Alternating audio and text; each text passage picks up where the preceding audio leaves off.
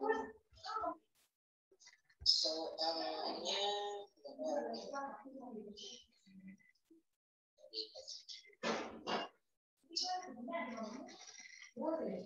halo, assalamualaikum.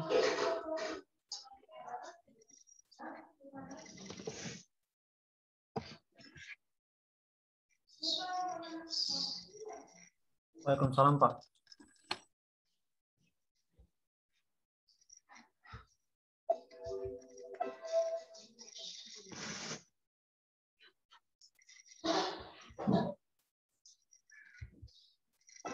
Kita nunggu sampai jam 9 ya. misalnya seperti ini Bapak, soal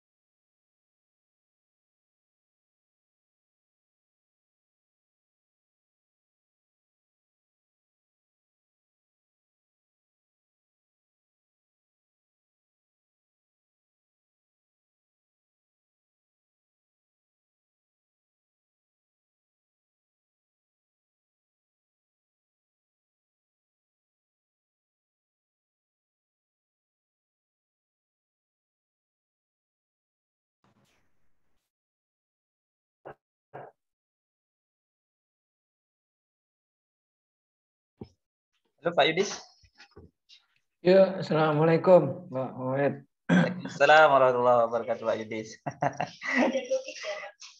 Di mana nih Pak Yudis? Di kediaman, Pak. Aman ya.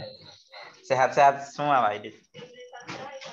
Ya, alhamdulillah sehat. Pak Hoy di mana ini? Di rumah juga kah? Ini di rumah di Malang. Oh, oke, siap. Oke Pak Yudis. Nanti jam 9 kita mulai Pak Yudis ya. Oke, siap-siap. Oke, kita nunggu Ini jam. ya untuk Ya. Untuk materi hari ini itu sensor, tentang sensor dan transducer. Ya, tentang sensor dan transducer ya Pak Yudis ya. Ya. Itu di pertemuan sekarang sudah masuk ke pertemuan berapa nih? Saya lihat dulu ya.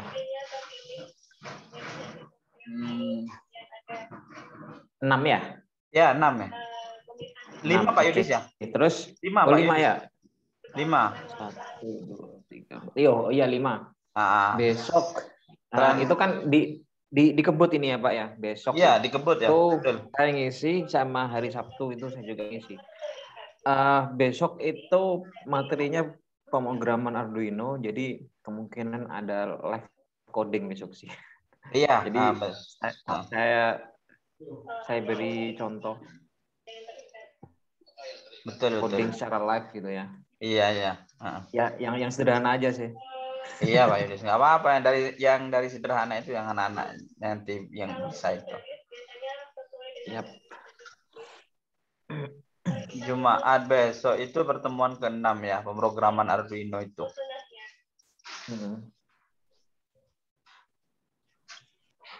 Setelah itu pertemuan ke-7 baru praktikumnya ya Pak Yudis ya. Pertemuan ke-7 itu iya kayaknya. Sebentar saya cek dulu. Embed desain belum Pak, masih belum. Iya, masih desain embedded. Ya, jadi kan udah paham mikrokontrol, udah paham sensor, udah paham program. Nah, sekarang gimana cara desainnya gitu kan. Oke.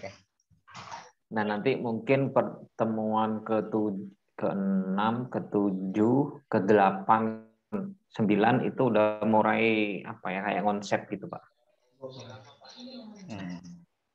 Ini saya belum kasih tugas, mungkin hari Sabtu baru saya kasih tugas gitu. Praktikumnya itu kapan Pak Yudis? Praktikum langsung. Nah, kemarin Bu Ena itu kan menghubungi saya untuk praktikum itu kan harusnya setiap hari Kamis Jumat, karena mulai September itu udah banyak yang masuk kuliah, jadi untuk praktikumnya itu digeser tiap hari Sabtu.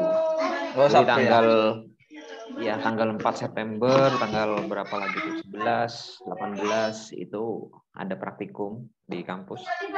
Gitu ya. Untuk modulnya udah datang ini Pak. Nanti saya share ininya fotonya di grup.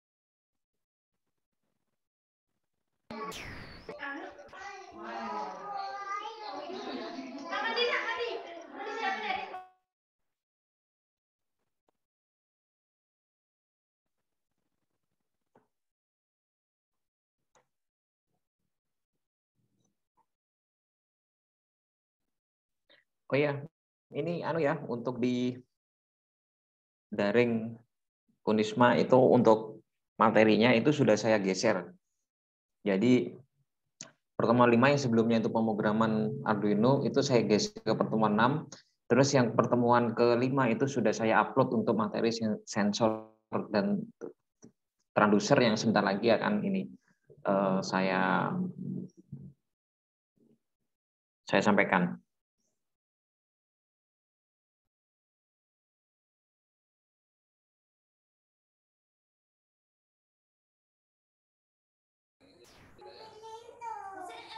Oke, Pak Yudis sudah jam 9 kurang 1 menit Pak Yudis ya. Mungkin bisa langsung dimulai Pak Yudis ya.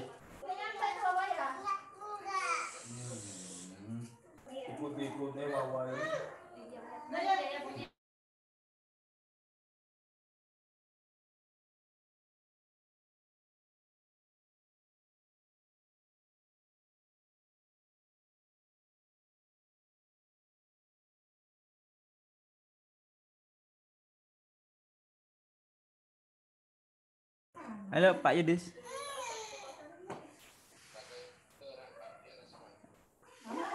Halo Pak Yudis.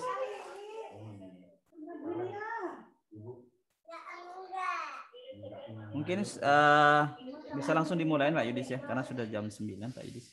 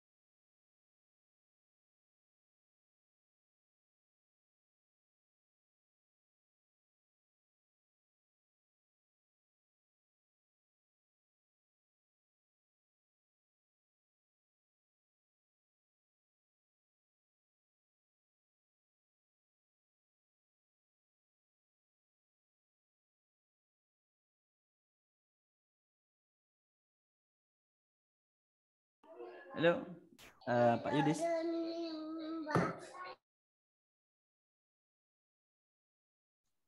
Ya Pak, sorry. Pak Baru ke belakang bentar. Oh iya, Pak Yudis sudah jam 9 lebih 1 menit. Jadi sudah bisa langsung dimulai Pak Yudis ya. Dan Pak Yudis sudah saya jadikan host Pak Yudis ya. Jadi silakan ini Pak Yudis yang saya pasrahkan sepenuhnya kepada Pak Yudis ya. Oke, siap. Ini udah direkam ya Pak ya? Sudah Pak Yudis, sudah siap. Oke, siap. Sudah. Saya pasrahkan sepenuhnya pada jenengan Pak Yudis ya.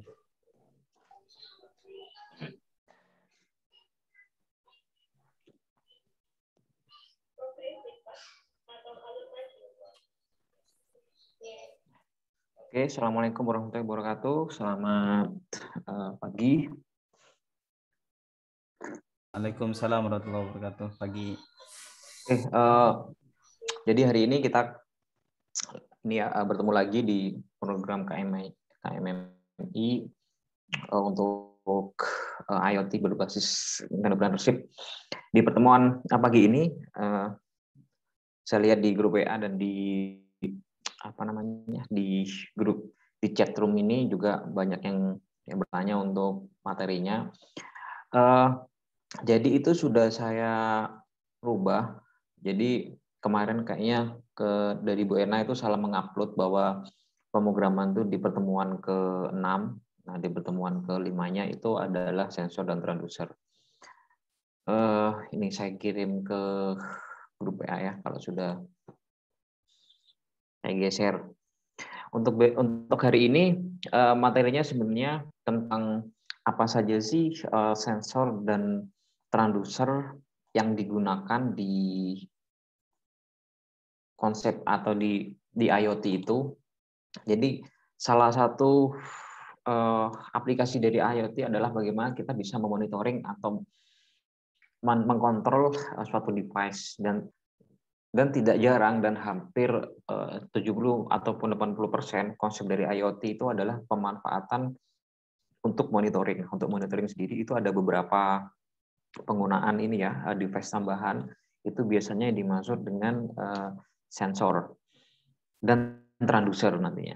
Nah, sebenarnya sensor itu jadi semacam device tambahan suatu rangkaian yang nantinya digunakan untuk membantu untuk mengirim data. Adapun nanti ada beberapa apa sih sebenarnya pengertian sensor dan lain sebagainya, terus fungsinya dan kegunaannya untuk apa, itu sendiri nanti akan saya jelaskan lebih lanjut. Dan tentunya sensor dan transducer ini sebenarnya pada umumnya itu tidak hanya digunakan pada ini ya penggunaan mikrokontrol saja, tapi di berbagai macam industri itu juga sudah banyak untuk penggunaan sensor dan transducer. Biasanya pada industri itu seperti kita tahu pada pabrik, kemudian pada perusahaan-perusahaan tertentu yang fungsinya adalah membantu kita untuk mengetahui seperti apa keadaan ruangan atau keadaan pabrik untuk saat ini atau secara real time. Nah, kemudian untuk konsep IoT ini sebenarnya sama, tapi untuk penggunaannya itu lebih ke ini ya, ke home industry. Apakah bisa digunakan pada industri besar kayak pabrik dan sebagainya? Tentunya bisa, tapi juga harus diperhitungkan beberapa beberapa kondisi yang memungkinkan atau tidaknya sensor-sensor yang digunakan pada Arduino ini untuk digunakan pada dunia industri. Oke, kemudian langsung aja ya saya share materi. Sensor dan transducer itu biasanya ada juga biasanya itu sensor dan aktuator dan tapi di sini saya lebih memilih transducer karena lebih cocok penggunaannya pada konsep IoT daripada aktuator, karena sebenarnya aktuator itu juga lumayan sederhana sih sebenarnya penggunaannya dan sebagainya. Biasanya itu berupa motor, entah itu motor DC ataupun motor servo. Nah, di teknik sensor dan transducer ini biasanya mata kuliah ini masuk pada program studi teknik elektro maupun teknik fisika ataupun fisika instrumentasi. Biasanya materi untuk sensor dan transducer ini akan dipelajari selama 1 semester. Nah, pembelajaran sensor dan transducer selama 1 semester itu biasanya meliputi tentang yang pertama adalah pengertian harfiahnya sensor itu apa, transducer apa, kemudian apa cara membuatnya, cara merangkainya, tentang analisa rangkaiannya, penggunaan sensor dan lain sebagainya, dan diharapkan untuk bisa menciptakan jenis model sensor dan transducer baru tentunya. Biasanya itu yang dipelajari pada bidang teknik elektro maupun teknik fisika maupun fisika MIPA ya, fisika instrumentasi, itu biasanya seperti itu selama 1 semester. Nah, pada materi berikut ini, pada materi KMI ini, jadi saya mencoba untuk merangkum teori 1 semester itu menjadi 1 pertemuan ini. Jadi saya tidak akan panjang lebar menjelaskan tentang bagaimana rangkaiannya, kemudian bagaimana cara merakitnya, terus kemudian cara menganalisa dan mengkalkulasi besaran-besarannya supaya nanti bisa dimasukkan pada konsep digital dan lain sebagainya. Tapi di sini saya lebih menjelaskan dasar analisis teknisnya dari sensor itu seperti apa. Kemudian berikutnya adalah tentang jenis-jenis sensor yang biasanya digunakan pada aplikasi maupun inovasi pada IoT. Tentunya tidak semua sensor, karena jumlah sensor yang jual di pasaran untuk aplikasi penggunaan Arduino itu juga sangat banyak sekali, mungkin bisa ratusan. Tapi saya akan lebih menjelaskan ke pokok-pokoknya yang biasanya digunakan dan yang sering digunakan itu apa. Jadi itu isi dari materi pada hari ini, pada pagi ini. Oke, saya langsung mulai. Jadi seperti saya jelaskan ya, saya kembali lagi ke yang kemarin, bahwa ini adalah aplikasi yang saya gunakan, itu tentunya saya menggunakan beberapa macam sensor parameter air ini pada konsep budidaya ikan. Nah, sensor air ini yang kemudian sensor air ini yang kemudian kita masukkan pada control box yang isinya kemarin mungkin udah dijelaskan tentang adanya microcontroller, microkomputer, ataupun juga mikroprosesor, dan konsep sederhananya cara menyambungkan dan merangkaikannya itu seperti itu. Nah, sekarang kita belajar pada titik ini ya, sensor ini. Nah, sensor ini nantinya pastinya akan terkoneksi pada sistem microcontroller agar bisa diketahui data-data yang berupa nilai-nilainya, yang mengukur besaran-besaran tertentu yang kita ingin ukur. Kalau sebagai contoh di konsep saya ini, saya ingin mengukur beberapa parameter kualitas air. Nah, kualitas air itu bisa dilihat dari apa? Kualitas air itu yang saya ukur untuk air tawar itu biasanya kayak pH, dissolved oksigen, kemudian suhu, kemudian turbidity atau tingkat kekeruhan air. Nah, parameter itu yang saya ukur, yang kemudian saya coba monitoring ataupun kontrol menggunakan microcontroller tadi, kemudian akan tampil pada sebuah display LCD yang nantinya data-data dari parameter sensor ini akan dikirim ke Android apps ataupun web service. Nah, menggunakan konsep atau berbasis jaringan tadi, sehingga ini dinamakan dengan IoT atau Internet of Things. Nah, itu sebenarnya yang ingin saya bahas. Jadi, apa saja sih jenis-jenis sensor dan jenis-jenis transducer yang digunakan pada konsep IoT?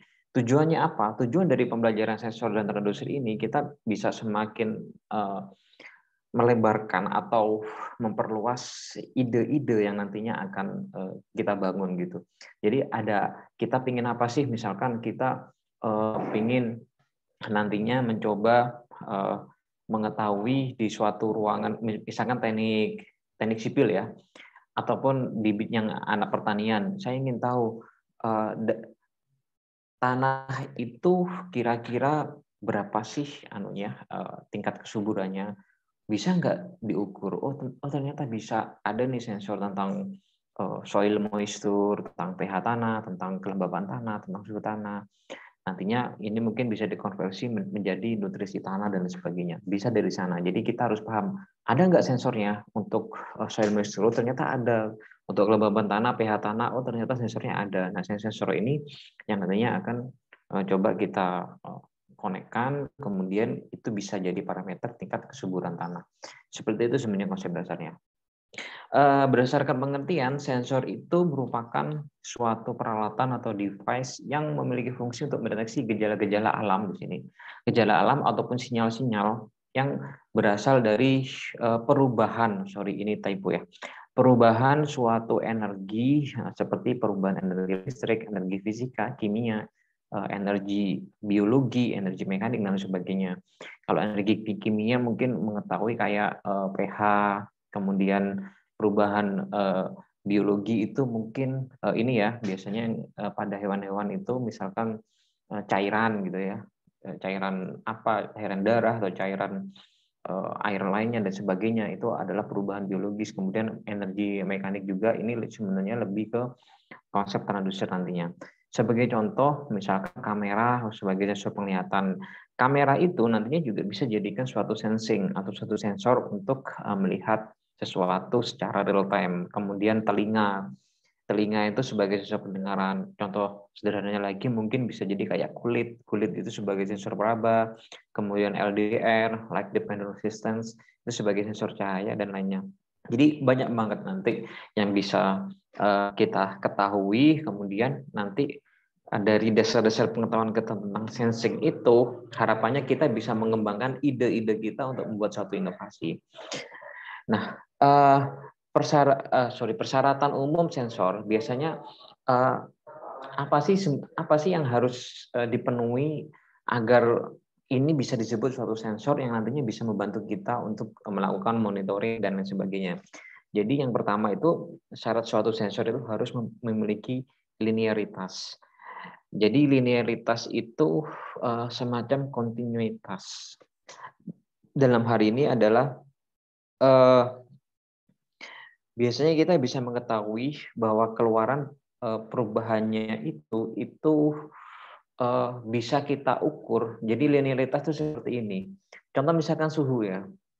Suhu itu apakah mempunyai linearitas itu bisa kita bayangkan. Jadi misalkan kalau sensor suhu itu mengukur es, itu misalkan suhunya jadi kurang lebih atau air dingin di bendungan misalkan 10 derajat atau 15 derajat. Kemudian ketika kita tidak sentuhkan pada es tersebut, air suhunya itu jadi normal suhu kamar, ini sekitar 21 sampai 26 atau 27 derajat ya. Kemudian ketika kita kasih api, suhunya itu bisa naik, dan naiknya itu tidak langsung drastis, misalkan dari suhu normalnya katakan 25-26 sekarang ya. Ketika kita nyalakan api naiknya langsung 31-32. Maksudnya linearitas bukan seperti itu. Jadi linearitas itu ketika kita nyalakan api, maka sensor tersebut akan menunjukkan kenaikan yang secara bertahap, merunning istilahnya. Jadi kayak 25 naik ke 26, naik ke 27, naik ke 28, 29, 30, 31 dan 32. Nah, ini yang dimaksud dengan linearitas. Jadi ada kenaikan secara bertahap pada penunjukannya. Nah, seperti ini. Jadi apa ya? Linear itu kenaikannya itu naik temperatur masukan. Nah, ketika kita nyalakan api itu naikannya bertahap.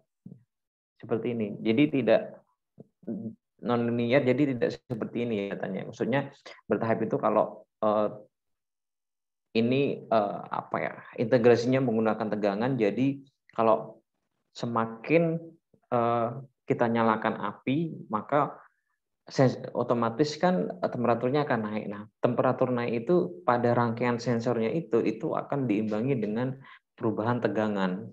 Jadi semakin naik tegangan, maka semakin naik temperaturnya. Maksudnya seperti itu pada konsep rangkaiannya. Kemudian yang kedua, syarat suatu sensor itu adalah sensitivitas. Sensitivitas itu menunjukkan seberapa jauh sensor itu peka terhadap rangsangan atau kuantitas atau gejala-gejala alam yang diukur. Jadi kalau misalkan mengukur suhu ya seberapa sensitifnya terhadap perubahan suhu tersebut. Nah, nantinya itu juga akan dikonversi pada perubahan keluarannya. Misalkan itu sensor touchscreen ya. Touchscreen itu kan juga merupakan sensor sebenarnya. Jadi seberapa peka terhadap sentuhan-sentuhan kulit, nah itu akan berpengaruh juga. Biasanya yang dijual di pasaran untuk sensor sendiri itu memiliki beberapa parameter atau kualitas ya. Jadi misalkan kayak sensor suhu aja, sensor suhu itu ada banyak sekali macamnya, suhu dan kelembapan. Ada yang model DHT, kemudian SHT, kemudian model ini apa namanya PT dan lain sebagainya, PT 100 dan sebagainya, banyak banget tergantung dari sesuai dengan kualitasnya. Misalnya kayak DHT itu aja ada DHT 11, ada DHT 22 kalau nggak salah. Nah, biasanya yang DHT 22 yang tentunya harganya lebih mahal itu biasanya lebih sensitif untuk penggunaan pada untuk sensitivitas suhunya itu lebih bagus daripada yang kualitas DHT 11 tadi. Kemudian berikutnya adalah tentang tanggapan waktu atau respon waktu. Nah, tanggapan waktu pada sensor itu menunjukkan seberapa cepat tanggapannya terhadap perubahan masukan. Sebagai contoh, instrumen dengan tanggapan frekuensi yang jelek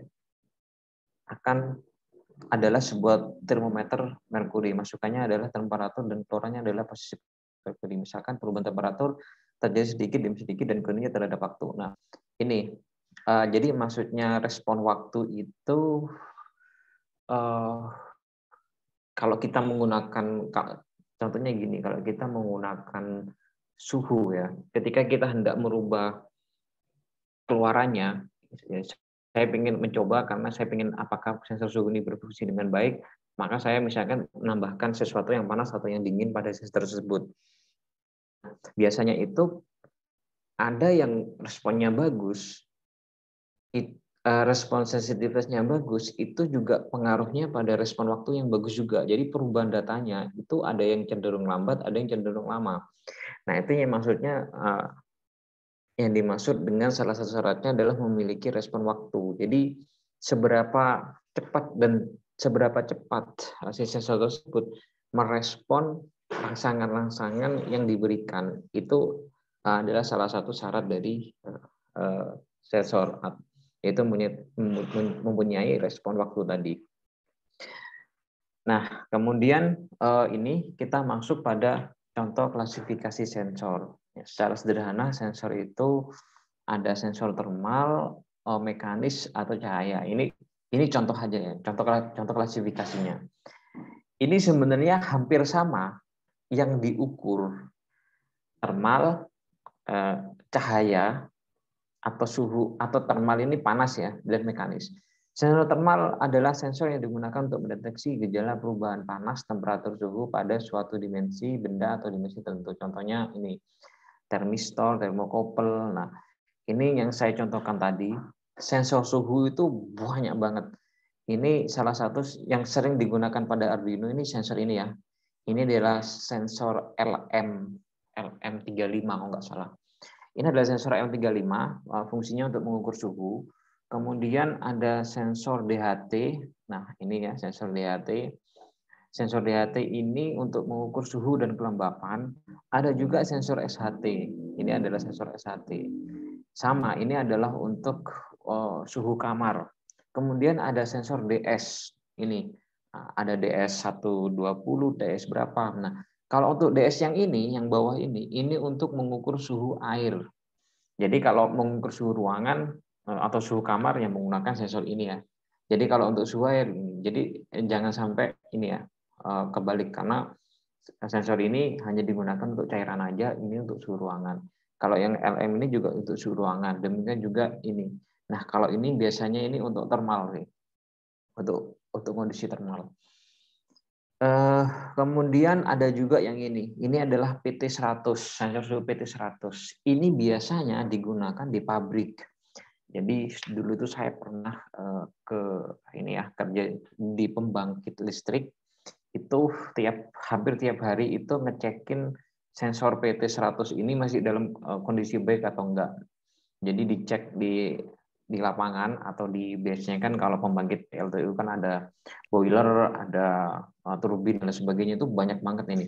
Jadi setiap ada furnace atau ada kayak semacam sesuatu yang hubungannya itu pengukuran suhu, pasti ada sensor ini. Ada sensor ini, sensor PT100. Nah, sensor PT100 ini biasanya integrasinya adalah ke control room yang di sana udah ada kayak HMI ataupun PLC dan lain sebagainya. Ini biasanya digunakan menggunakan PLC atau HMI. Jadi kalau yang ini penggunaan untuk Arduino ini biasanya SHT, DHT, LM35 sama DS ini menggunakan Arduino bisa. Tapi kalau untuk PT100 ini dan juga ini beberapa sensor thermal ini kayaknya digunakan pada menggunakan PLC ataupun DCS. Nah, kemudian sensor mekanis. Nah, ini ya salah satu sensor mekanis itu biasanya fungsinya untuk harus ada sistem mechanical yang bergerak untuk bisa menggerakkan sensor itu. Kayak ini speed sensor, atau biasanya itu dikenal dengan proximity. Nah, proximity ini biasanya mengukur putaran. Ini biasanya juga banyak digunakan pada industri-industri yang menggunakan motor untuk menggerakkan sesuatu. Biasanya di pabrik tebu atau di pembangkit listrik itu banyak untuk menggunakan proximity sensor ini atau speed sensor. Nah, kemudian ada lagi ini kayak sensor tekan, switch, namanya switch sensor. Biasanya saya menyebutnya switch sensor. Ada beberapa orang yang menyebut kontaktor switch sensor dan lain sebagainya. Jadi seperti ini fungsinya. Fungsinya ini untuk menekan jika ini tuasnya ini tertekan ke bawah, maka akan menghasilkan suatu output tertentu. Contoh yang paling sederhana itu di ini ya, kayak di mesin printing ini. Jadi kalau udah tintanya udah sampai sini, suruh balik lagi ke sana gitu kan. Dan salah satu lagi aplikasinya itu biasanya diletakkan di balik pintu ruangan atau balik pintu ruang kamar mandi. Jadi kalau kamar mandinya dibuka, kemudian menekan sensor ini, maka lampu akan nyala. Jadi ini sebagai sensor switch otomatis untuk menyalakan lampu biasanya di kamar mandi. Ini juga bisa digunakan. Jadi ketika buka lampu, buka pintu, crack pintunya dibuka, kemudian menekan di bagian belakang pintu, itu akan naik. Ataupun di suatu ruangan, jadi kalau ruangannya dibuka, itu pintunya nyala karena ada sensor ininya. Itu salah satu aplikasinya. Dan sebenarnya masih banyak lagi penggunaan dan aplikasinya. Mungkin bisa dikembangkan ke yang lainnya. Kemudian sensor optik atau sensor cahaya. Nah, sensor optik atau cahaya ini yang paling sering digunakan ini ada foto transistor dan fotosel. Nah, ini fungsinya ini untuk menerima rangsangan cahaya matahari. Biasanya ini digunakan pada lampu di pinggir jalan ataupun di lampu pinggir jalan atau pada penggunaan solar cell. Sebagai contoh aplikasinya itu atau fotoresistor ini. Sebagai contohnya ketika digunakan pada lampu pinggir jalan, jadi ketika ada cahaya, maka nilai resistansi dari fotoresistor ini akan tinggi. Ketika nilainya atau kebalikannya nilainya rendah. Ketika resistansi nilainya rendah, maka lampu akan mati gitu kan. Jadi ketika cahaya sudah nggak ada, cahaya matahari udah nggak ada, udah gelap, maka nilai resistansinya akan tinggi, kemudian lampu akan menyala. Jadi ini bisa jadi fungsinya adalah sebagai sensor cahaya, sebagai sensor switching juga, tapi berbasis cahaya. Jadi kalau ada cahaya itu akan mati, istilahnya gitu. Kalau nggak ada cahaya itu akan nyala. Jadi untuk mendeteksi ada cahaya atau tidak itu menggunakan fotoresistor ini. Kemudian berikutnya adalah ini. Biasanya orang elektronika nyebut ini adalah infrared sensor. Infrared sensor ini biasanya banyak digunakan pada robot land tracer. Robot land tracer itu robot yang bisa jalan karena mendeteksi garis hitam atau mendeteksi garis putih. Biasanya di perlombaan robot land tracer itu, entah itu DKRI atau GRCI, itu pasti menggunakan infrared sensor ini. Infrared sensor ini itu ada dua rangkaian, ada IR LED atau LED infrared sama fotodiode.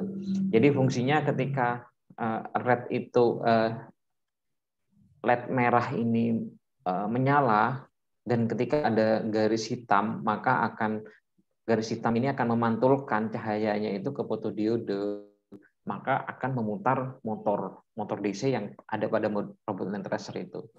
Demikian juga pada yang garis putih itu, jadi ketika dipantulkan dengan warna putih, karena nggak memantul, maka fotodiodenya jadinya akan bekerja, kemudian akan menyalakan motor. Jadi ini semua tergantung pada rangkaiannya. Di belakangnya ini pasti ada rangkaian. Jadi rangkaian untuk menggerakkan motor jika memantul pada garis hitam dan garis putih itu tentunya berbeda. Ini ada skematiknya. Skematik rangkaiannya ini konsep dasarnya adalah menggunakan komparator sirkuit atau rangkaian pembanding. Jadi besarannya antara LED dan fotodiode ini dibandingkan, apabila memenuhi besaran atau nilai tertentu, maka akan menggerakkan motor. Jadi konsep kerjanya seperti itu. Itu yang dimaksud dengan infrared sensing-nya tadi. Kemudian ini ada sensor moisture, sensor kelembapan anti korosi, atau ya istilahnya sensor moisture ini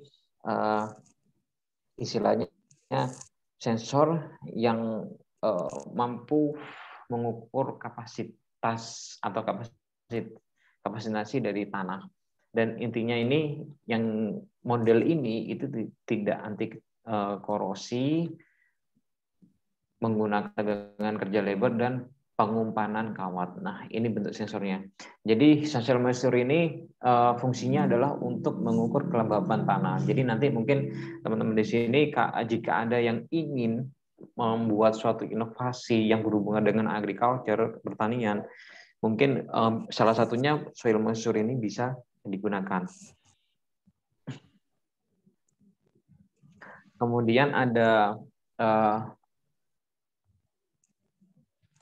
sensor capacitive touch switch digital. Ini pengendaliannya seperti ini. Ini yang 8 channel, ada yang 4 channel, ada yang 16 channel. Pernah ini enggak kalau kita mungkin menekan atau mungkin kalkulator ataupun mungkin di ATM aja lah, contoh Bang Saudara di ATM aja. Kan sekarang ada ATM yang menggunakan touchscreen ya.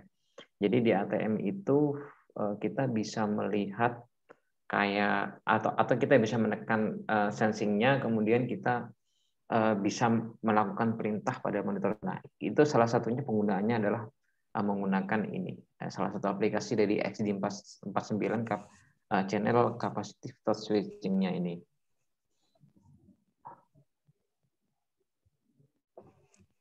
Oke, kemudian berikutnya ada sensor color recognition module. Nah, ini sensor warna. Biasanya kan juga ada ya, kita ingin mendeteksi warna apa, nanti mungkin ini di pemrogramannya bisa diatur. Jadi kalau ada warna hijau atau ada warna biru, itu akan melakukan tindakan apa dan lain sebagainya. Untuk aplikasinya itu ya mungkin saja bisa untuk beberapa contohnya, misalkan sensor warna ini ya mungkin salah satunya termudah di robot ya. Jadi kalau mendeteksi warna putih ya, jadi mungkin diletakkan pada ini ya, apa namanya, pada robot juga bisa, ataupun pada kursi roda. Kalau mendeteksi warna putih itu dianggap halangan, maka harusnya berhenti ataupun mundur satu langkah dan lain sebagainya. Salah satu aplikasi seperti itu. Dan mungkin bisa dikembangkan juga pada aplikasi lainnya.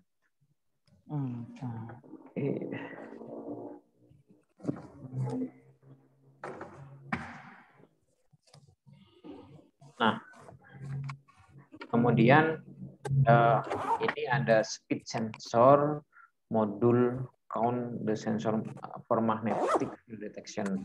Nah, ini bisa juga digunakan sebagai aplikasi dari speed gun atau speed gun. Speed gun itu pengukur kendaraan, kecepatan kendaraan di jalan.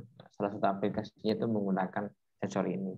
Mungkin ini ada beberapa yang dengan kapasitas tertentu, mungkin bisa juga yang untuk pengukuran di jalan raya dan sebagainya menggunakan kapasitasnya di atasnya ini ya. Kemudian berikutnya ada capacity touch. Sebenarnya sama dengan tadi, cuma kalau yang untuk yang ini itu mungkin satu channel aja. Kemudian berikutnya ada sensor MQ. Sensor MQ ini banyak banget ya. Ini kebetulan yang saya buat contoh adalah MQ6. Ada MQ1, 2, 3, 4, 5, 6 sampai 16 kalau nggak salah. Dan setiap setiap poin-poinnya itu memiliki gas-gas tertentu yang bisa terdeteksi. Contoh kalau MQ6 ini yang bisa dideteksi itu adalah gas LPG, butane, propane, LNG. Ini aja sih, ada 4 gas, butane, LPG, LNG, dan propane. Ada gas-gas tertentu yang kayak sensor ini ya, apa namanya, sensor amonia itu kalau nggak salah saya lupa, sensor amonia itu MQ3 nggak salah, itu mendeteksi amonia. Kemudian gas-gas lain, asap rokok itu MQ1 mungkin, MQ1 ada MQ2 atau 4 saya lupa. Itu banyak banget, ada sampai MQ16 atau MQ20 itu. Nanti mungkin bisa di ini apa namanya, bisa dicari aja MQ1 itu untuk gas apa aja, MQ2 untuk apa aja. Dan untuk oksigen itu pun juga ada MQ berapa dan sekian. Nah, untuk yang MQ6 ini itu ada propane, butane, LPG dan LNG detection. Itu lebih sensitif. Tapi di sini ada dengan DOC sinyal, dengan digital output sinyal dan sebagainya itu bisa digunakan. Jadi ada juga untuk karbon dioksida, nitrogen dan lain sebagainya itu ada untuk deteksi itu. Nah, fungsinya apa untuk MQ ini? Jadi kalau MQ6 ini yang mungkin lebih sering dan banyak dipakai itu untuk LPG. Nah, itu biasanya digunakan di dapur. Kalau ada kebakaran LPG, maka outputnya adalah akan mengirim notifikasi berupa bunyi alarm ataupun ke HP. Kalau IoT kan ke HP bahwa di dapur itu ada gas bocor karena terdeteksi bau atau gas LPG yang bisa dideteksi oleh si sensor ini. Berarti kan udah bocor dan kadar kebocorannya udah tinggi karena sensor udah bisa mencium atau mendeteksi gasnya seperti itu. Kemudian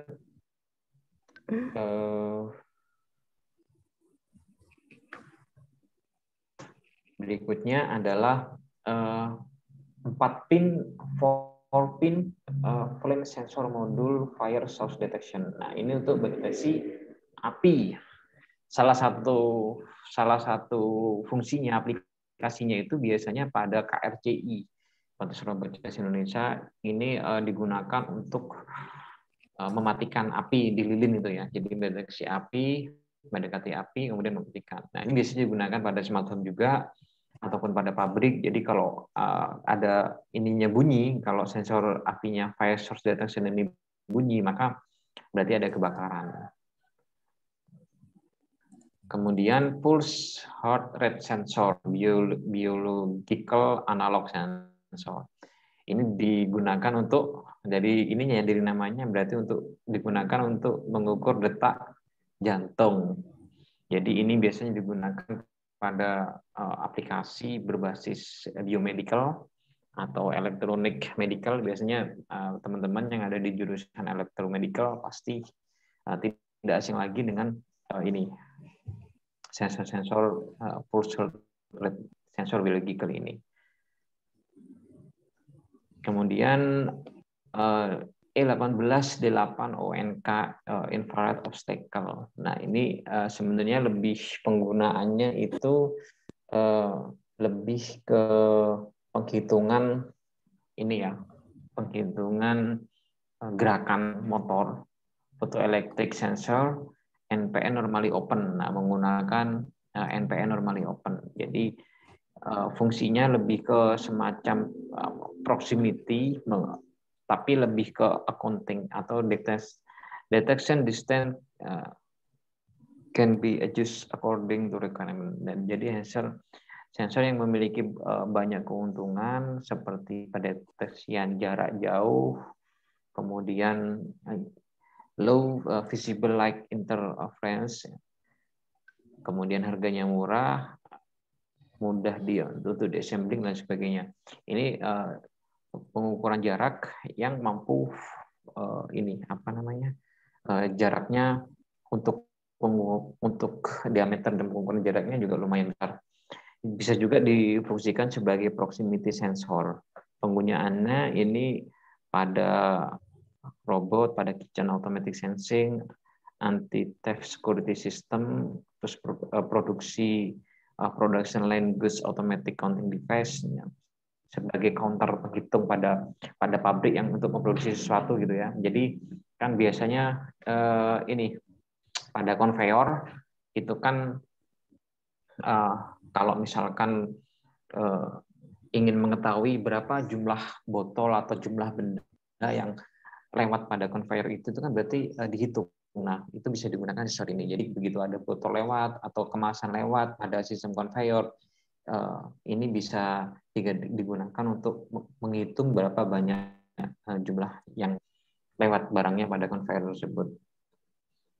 kemudian ada 2 sensor lagi. Yang pertama human scale 50 kg weight sensor resistance strength sensor abilities. Nah, ini sensor berat, dan ini load cell juga sama mengukur berat, tapi yang ini kapasitasnya bisa mengukur hingga 50 kg, dan yang ini yang bawahnya yang model YZC131 ini hanya 5 kg aja. Tentu kalau yang bawah ini biasanya digunakan pada timbangan digital. Kalau yang atas ini mungkin skalanya udah agak besarannya ke industri-industri yang agak besaran. Biasanya di bandara mungkin untuk mengukur berat koper yang akan dimasukkan ke bagasi mungkin bisa menggunakan ini. Kemudian berikutnya water level. Nah, ini biasanya untuk anak teknik sipil. Ini biasanya bisa digunakan untuk mengukur ini ya, sungai ya. Jadi kalau sungainya itu tinggi, kemudian sungainya di atas ambang batas, maka pintu airnya kan akan dibuka. Nah, untuk mengetahui biasanya kalau habis hujan, kemudian banyak kotoran yang menyumbat di sungai hingga pintu airnya itu tidak bisa berfungsi dengan baik, maka sungai itu kan akan naik biasanya. Nah, kalau naik sudah melebihi daratan tanah, maka akan terjadi banjir. Nah, untuk bisa mengetahui agar tidak terjadi banjir, maka harus dilakukan suatu sensing terhadap ketinggian air. Jadi dikasih batas. Jadi kalau sudah sampai ketinggian sekian, harusnya ada notifikasi pintu air segera dibuka supaya air bisa keluar. Atau bisa jadi membersihkan sampah-sampah yang ada di pintu air itu supaya air bisa mengalir kembali dengan besar. Nah, itu salah satu penggunaan dari water sensor levelnya ini. Nah, kemudian berikutnya ini ada raindrops modul. Raindrops modul ini bisa juga disebut dengan sensor curah hujan. Ini mungkin bisa digunakan pada teman-teman yang ingin membangun suatu inovasi di bidang agriculture. Nanti integrasinya adalah pada sensor cuaca atau iklim. Jadi climate sensing itu berisi tentang ada sensor tekanan angin, arah angin, curah hujan, dan sensor ini ya apa namanya hidro anemometernya untuk angin itu, dan itu dijadikan satu, maka itu bisa dijadikan untuk alat untuk memprediksi iklim dan sebagainya. Atau mungkin untuk raindrops modul sensor ini bisa digunakan pada sistem jemuran otomatis.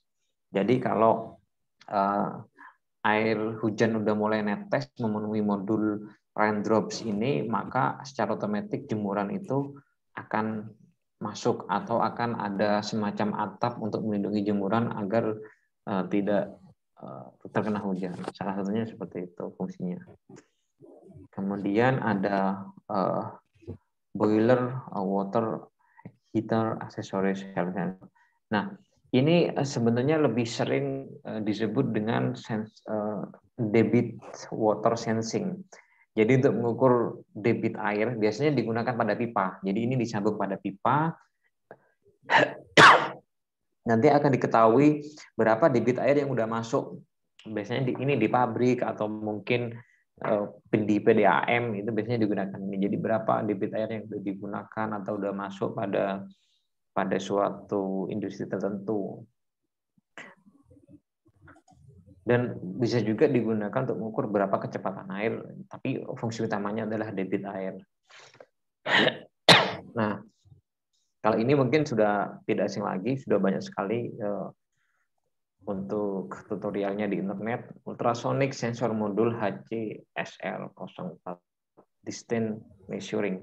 Jadi ini pengukur jarak. Kalau misalkan biasanya digunakan ini ya, kalau misalkan ada halangan maka akan berrobot, akan berhenti. Dulu saya pernah menggunakan ini pada kursi roda. Jadi kursi roda itu ditekan menggunakan tombol. Nah, ketika menekan tombol, ketika ada halangan di depan kursi roda itu yang terdeteksi oleh sensor HCSL04 ultrasonic ini, maka akan bergerak. Kemudian ini juga ada ini apa namanya jarak maksimalnya, bisa mendeteksi jarak berapa meter. Di sini dituliskan bahwa detection distance-nya adalah 4,5 meter. Jadi kalau kalau halangan itu di atas 4,5 meter, maka sudah tidak bisa terdeteksi. Jadi kalau ada tegangan, misalkan saya pasang jaraknya adalah 3 meter. Jadi ketika 3 meter itu ada halangan, maka motor akan berhenti atau akan menghasilkan output tertentu. Kemudian berikutnya sensitive microphone sound sensor detection mode. Ini semacam sensor suara. Jadi contohnya gini, ketika saya akan menggerakkan robot maju satu langkah, ketika program itu mendengar kata maju satu langkah, dari semua jenis warna suara orang atau dari jenis berbagai macam suara orang, maka akan memerintahkan outputannya. Maka si output dalam hal ini adalah motor itu akan bergerak selama satu langkah, dalam artian adalah 1 meter. Jadi kalau ada ucapan 1 langkah, maka itu akan bergerak 1 meter. Kalau misalkan ada maju 2 langkah atau maju 2 meter, maka akan bergerak sebanyak 2 meter. Dan tentunya meter itu tadi itu juga asumsinya adalah dikonversi pada detik. Nah, 1 meter itu motor kan nggak bisa ya maju 1 meter. Konversi dari output motor itu adalah waktu. Jadi kalau ada 1 meter itu asumsinya adalah 2 detik. Jadi waktu yang dibutuhkan untuk melangkah selama 1 meter itu 2 detik. Jadi kalau misalkan kita ingin menggerakkan motor 2 detik. Motor bergerak maju 1 meter menggunakan suara, itu berarti motor akan bergerak selama 2 detik. Kalau misalkan motor bergerak 2 meter, maka asumsinya motor akan berjalan sebanyak 4 detik, berputar 4 detik. Karena bilangnya tadi di perintahnya adalah 2 meter. Nah, ini sensor sensitif mikrofon ini digunakan pada sensor yang mendeteksi sensi yang kita keluarkan atau kita ucapkan. Nah, kemudian berikutnya ada 2 sensor. Yang pertama adalah modul current sensor, pengukuran arus. Yang kedua di bawahnya adalah voltage sensor. Nah, current itu adalah arus dan tegangan. Voltage adalah tegangan. Sensor ini digunakan untuk mendeteksi adanya arus, berapa besarannya arus, kalau ini adalah tegangan, berapa besarannya tegangan. Mungkin dua sensing ini bisa digunakan pada pengukuran ini ya di rumah PLN itu, berapa daya yang lagi bekerja sekarang atau berapa tegangan dan arus yang lagi dikeluarin sekarang, itu bisa digunakan di sini menggunakan sensor ini. Nah, itu tadi tentang sensor dan macam-macamnya. Tentu selain yang saya jelaskan ini modelnya banyak banget, tapi paling tidak di sini teman-teman sudah mempunyai tambahan pengetahuan untuk pengembangan pada inovasi-inovasi tertentu. Mungkin selain sensor ini juga banyak banget nanti bisa dicari, tapi ini adalah sensor-sensor yang sering digunakan pada aplikasi aplikasi yang nantinya akan kita gunakan untuk mengembangkan suatu inovasi. Tentunya tadi nggak luput juga saya jelaskan ada pH sensor, kemudian di oksigen sensor, turbidity sensor, ada di air itu ada juga nanti TDS sensor, EC sensor, dan banyak lagi. Kemudian berikutnya saya akan jelaskan tentang definisi transducer. Tadi sensing udah, sekarang transducer. Jadi transducer itu adalah alat yang dapat diberi input dari suatu besaran fisika dirubah menjadi besaran fisika lainnya. Dan setelah perubahan besaran ini akan diteruskan ke instrumen lainnya, yaitu contohnya sistem kontrol. Jadi dapat disimpulkan alat atau device yang bila digerakkan oleh suatu energi di dalam sebuah sistem transmisi akan menyalurkan energi tersebut dalam bentuk yang sama atau dalam bentuk yang berlainan ke sistem transmisi berikutnya. Contohnya misalkan listrik, mekanik, contohnya misalkan transmisi energi ini berupa listrik, mekanik, kimia, optik, atau radiasi dan termal. Dalam KMM ini transducer yang akan digunakan tentunya ya tidak dibatasi pada apa saja, tapi yang kemungkinan yang akan sering digunakan adalah transducer listrik. Transducer listrik merupakan besaran fisika, mekanik ataupun optik yang diterjemahkan langsung menjadi besaran listrik yang berupa tegangan atau arus sebanding dengan besaran yang diukur. Nah, ini adalah keuntungannya, kayak misalkan diperkuat menurut keperluan, kemudian direkam dan lain sebagainya. Nah, ini ada langsung aja contohnya. Contoh yang sebelah kiri aja deh, salah satu contoh transducer itu mic. Nah, mic itu ini ya, kita mengeluarkan suara, kemudian outputnya adalah berupa di speaker. Ada juga, nah ini di industri, namanya pressure gauge. Pressure gauge itu alat untuk mengukur tekanan. Biasanya ini ditaruh di pipa.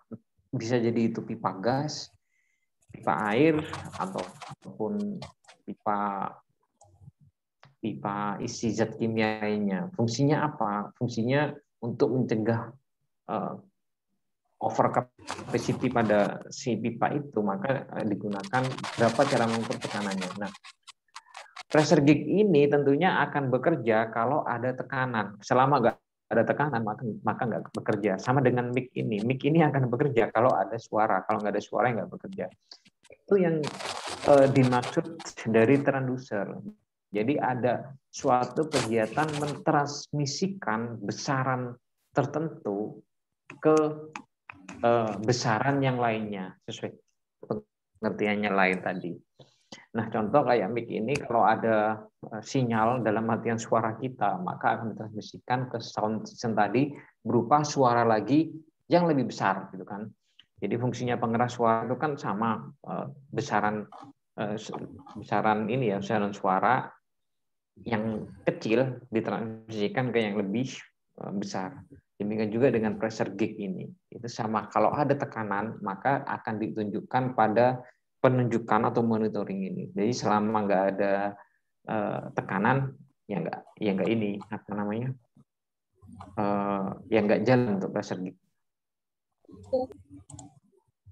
Klasifikasi transducer itu ada dua, ada self generating transducer, kemudian ada external proven transducer. Ini klasifikasi transducer pada sistem pembangkitan inputnya. Itu ada yang menggunakan daya dari luar dan daya sendiri. Contohnya, contoh transducer yang external power itu adalah pada sensor ini proximity, tapi yang menggunakan daya dari luar. Jadi bisa bekerja kalau ada kayak semacam tekanan putaran dari luar. Nah, kalau yang contoh transducer pembangkit sendiri, ini ya hampir sama dengan yang tadi sih sebenarnya. Akan bekerja, akan menghasilkan tegangan listrik ya kalau ada tekanan dari luar. Kemudian kelompok transducer itu ada beberapa kelompok ini, ada transducer pasif dan nanti transducer aktif. Kelompok transducer pasif dulu ya, itu ada kayak potensiometer. Nah, ini biasanya diberikan tekanan atau pergeseran menggunakan tangan kita tentunya ya. Kemudian strain gauge. Nah, ini strain gauge ini harus ada gaya, torsi dan posisinya. Kemudian transformator selisih atau LVDT sama, harus ada tekanan, gaya dan pergeseran dulu untuk bisa bekerja. Kemudian gauge arus pusar ini juga harus ada pergeseran dan ketebalan. Fungsinya adalah perubahan induksi kumparan dan akibat perubahan jarak plat. Ini nanti mungkin secara teknis detailnya itu sebenarnya dipelajari di kelas di motor dan transducer. Kemudian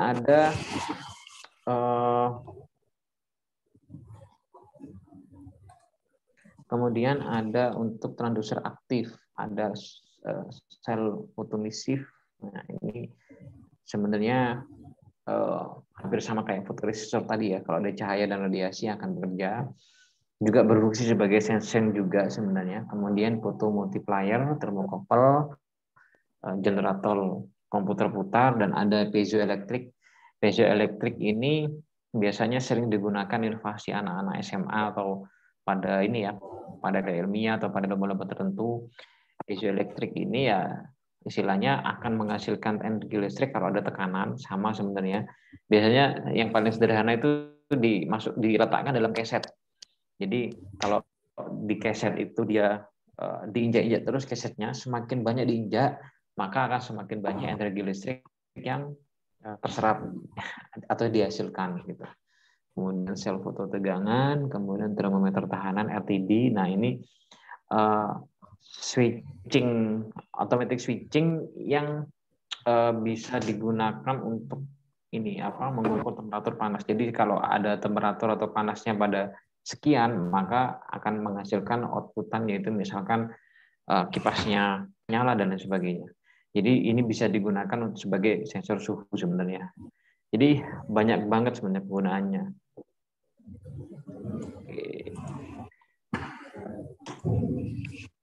Kemudian ada NTC, sama itu berbasis temperatur, mikrofon kapasitor, suara musik derau, pengukuran reluktansi.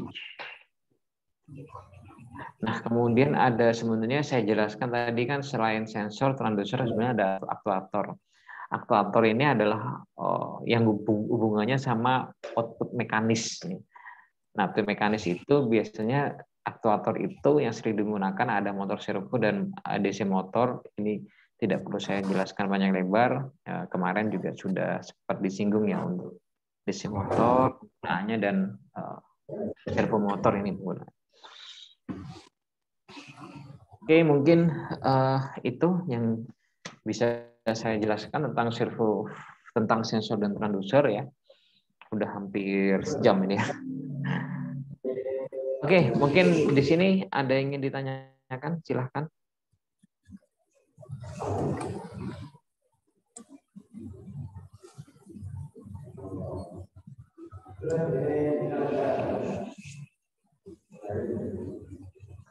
Oke, silakan jika ada yang ditanyakan.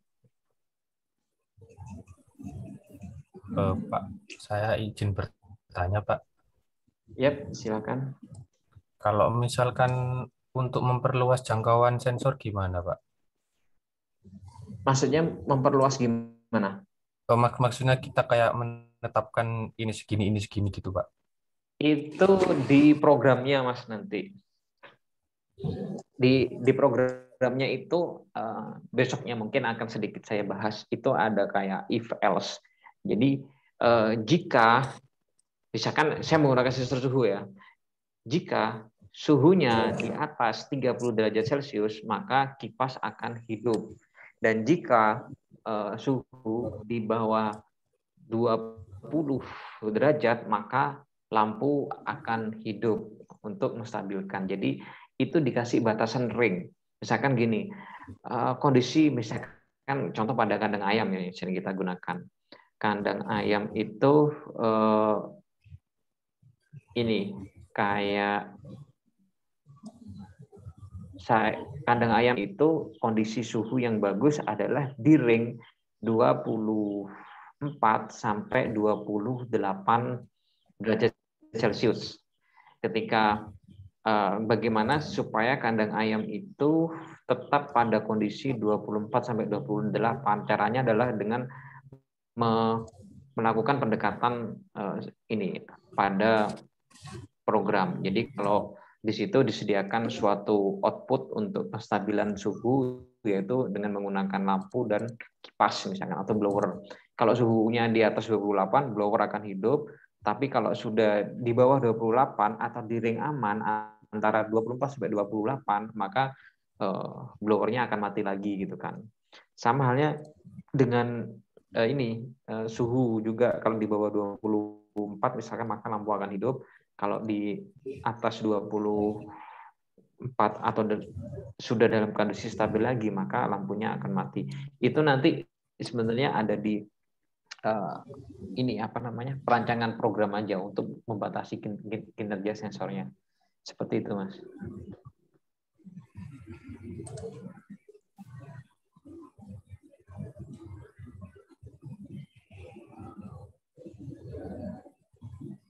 Oke, ada lagi mungkin yang ingin ditanyakan, silakan.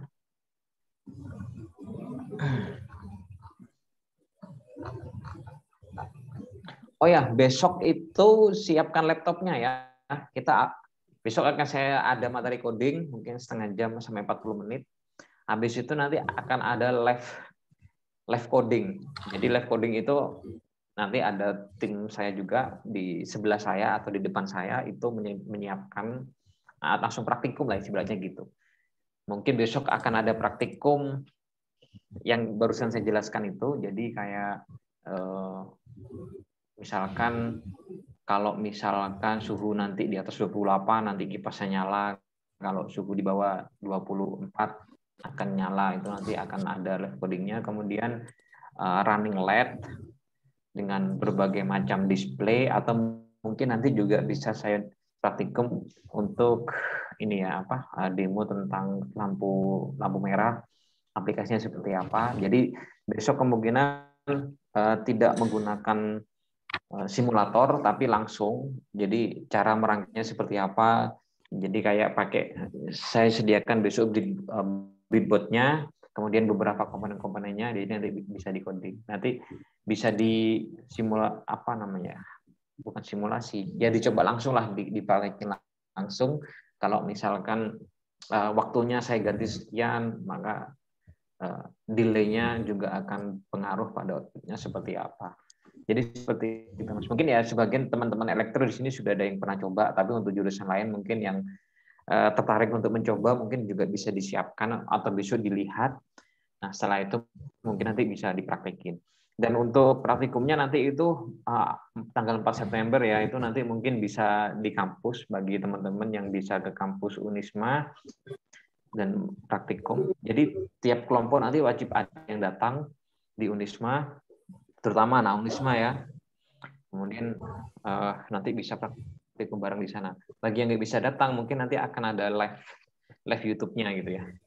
Jadi nanti dari Unisma, dari program ini akan disediakan modul paket-paket ini ya, paket praktikumnya. Jadi kayak ada Arduino-nya, ada soldernya, ada timahnya, ada timahnya, kemudian ada rangkaian PCB-nya dan beberapa komponen-komponen nanti yang bisa dirakit waktu praktikum. Seperti itu untuk praktikumnya nanti. Tapi untuk besok itu ada live coding. Ada praktikum live codingnya, mungkin akan ada dua studi case yang akan saya angkat ya, berhubungan sama lab dan berhubungan antara sensing dan aktuator nanti. Demonya itu akan seperti apa. Seperti itu ya. Mungkin untuk yang pembahasan sensor ini saya kira mungkin untuk materinya cukup sederhana itu aja, jenis-jenis sensor. Kalau tadi yang ditanya pembatasan secara fungsi itu bisa diprogram, tapi kalau untuk pembatasan penambahan kapasitasnya itu mungkin bisa dimanipulasi di rangkaiannya. Jadi contoh kayak tadi sensor ultrasonik HRC atau SRF04 tadi itu kan maksimal hanya bisa mendeteksi jarak di bawah 4,5 meter. Kemudian pasti atau ada yang bisa bertanya gimana caranya biar bisa lebih jauh lagi deteksinya. Misalkan saya ingin 10 meter. Apakah bisa? Tentu saja bisa. Caranya adalah merubah rangkaiannya, menambah kapasitas rangkaiannya. Jadi misalkan di SRF 04 tadi maksimalnya itu kan jaraknya 4,5 meter, itu menggunakan kapasitansi dan resistansi yang ukurannya 1K atau 10K gitu ya. Nah, untuk menambah biar jadi 10 meter ya resistansinya ditambah jadi 100K atau 1000K gitu kan.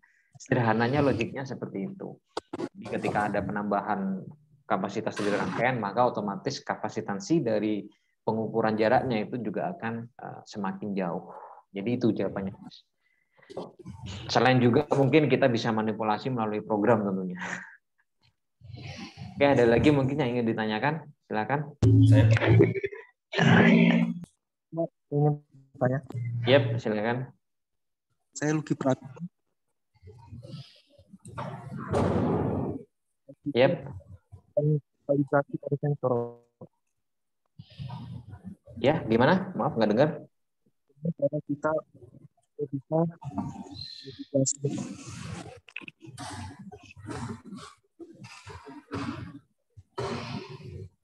Ya Mas, bisa diulang lagi? Nggak dengar saya.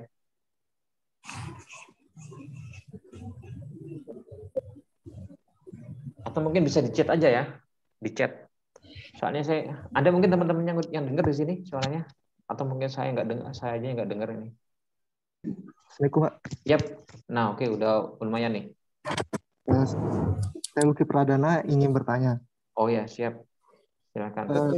Kan kadang-kadang sensor itu Pak dari pabrikan itu kadang-kadang belum dikalibrasi, Pak. Bagaimana cara kita melakukan kalibrasi pada sensor? Terima kasih. Oke, nah iya, sini terima kasih sudah bertanya. Saya lupa menjelaskan. Memang benar, contoh yang sering itu sensor pH, sensor DO, sensor air ya, karena saya bercerita sensor air aja ya, karena saya sering menggunakan. Ada sensor DO, sensor pH. Itu memang dari pabrikan itu belum dikalibrasi. Jadi untuk bisa menyesuaikan dengan pengukuran yang ada, kita harus kalibrasi. Biasanya saya ada dua macam cara untuk mengkalibrasi. Yang pertama, cara yang paling mudah itu saya cari datasheet-nya, atau kadang biasanya di box-nya sensor itu ada datasheet dan referensinya. Terutama itu yang agak susah kalau sensor DO, cara mengkalibrasinya itu seperti apa di sensor DO. Saya cari ininya, apa namanya, datasheet-nya, kemudian saya ikuti apa yang ada di datasheet-nya. Nah, kemudian cara mengkalibrasi yang kedua itu adalah dengan menyesuaikan dengan sensor yang udah ada tapi yang portable. Jadi gini nih contoh nih, sensor ini ya, sensor pH. Kita kan untuk bisa mengkalibrasi apakah nilainya ini akan sesuai dengan nilai realnya, kita harus bisa mengkalibrasi pengukurannya. Jadi mencelupkan pada cairan Aquades. Kalau pH-nya itu di Aquades kan udah pasti air yang memiliki kadar pH 7. Nah, ketika kita cemplungin, kemudian kok nilainya enggak 7 tapi nilainya 6. Nah, itu mungkin bisa kita kalibrasi kalau pH ya. Di modul pH-nya itu kita putar switch-nya, adjust-nya supaya sampai di angka 7.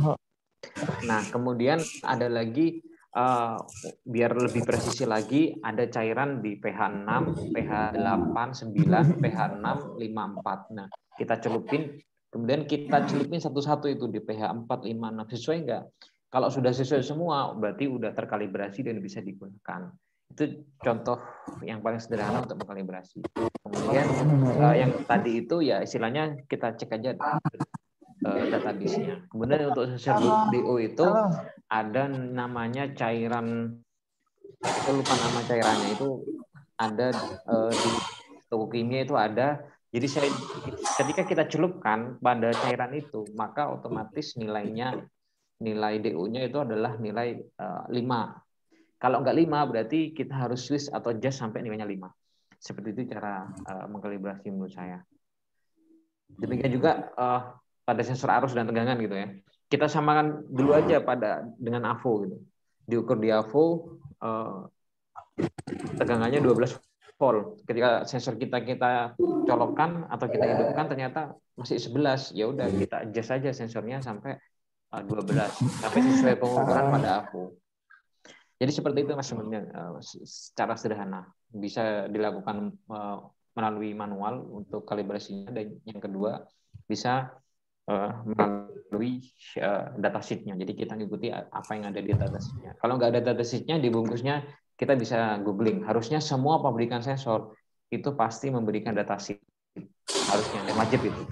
Terus ada lagi sebenarnya kalau sensor ini skalanya industri ya, itu ada lembaga namanya KAN. Itu semacam tempat lembaga untuk mensertifikasi, mensahkan kalibrasi pada alat-alat instrumentasi. Saya pernah ke sana itu. Saya untuk mengkalibrasi pressure gauge, pressure temperatur gauge itu saya pergi ke KAN untuk mensahkan bahwa sensor ini udah benar-benar dikalibrasikan. Biasanya KAN itu nerima yang ini aja sih, yang skala-skala industri aja sih. Seperti itu, Mas. Oke, mungkin yang lain ada yang tanyakan, silakan. Siapa nanya lagi, Pak? Yuk, silakan.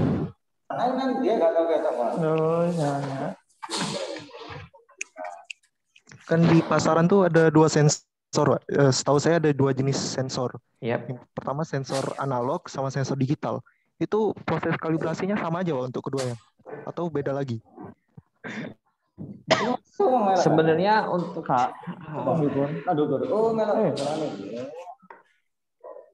sebenarnya gini, Mas, memang sensor itu banyak. Ada yang sensor khusus untuk industri, itu memang harus dikalibrasi oleh badan-badan tertentu kayak kan tadi gitu ya. Ada juga sensor-sensor yang untuk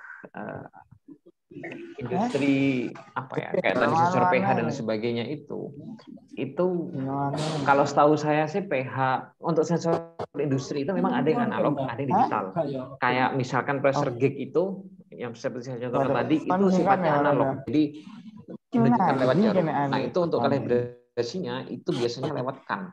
Nah untuk yang digunakan pada Arduino yang saya contohkan tadi itu semuanya pada umumnya digital kayak sensor arus, kemudian sensor tegangan itu kan penunjukannya lewat display yang juga kita rancang sendiri gitu kan.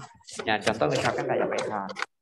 Dari mana kita tahu bahwa pH-nya ini 7, 7,5, 6,5? Tentu harus kita integrasikan pada sistem display. Nah, sistem display-nya itu kan menggunakan LCD. Entah itu LCD 2x16 atau 4x16. Nah, di LCD itu biasanya pengembangan IoT itu kita integrasikan juga pada apps Android, kemudian web service dan lain sebagainya. Nah, itu menurut saya sistem kalibrasinya kalau ditanya apakah sama, sebenarnya sama saja sih cara mengkalibrasinya. Cuma kalau digital penunjukannya itu menggunakan ini ya, menggunakan bilangan digital. Kalau analog biasanya pakai jarum. Kalau cara kalibrasinya sama, menurut saya sama. Oke, mungkin ada yang ingin tanyakan lagi, silakan.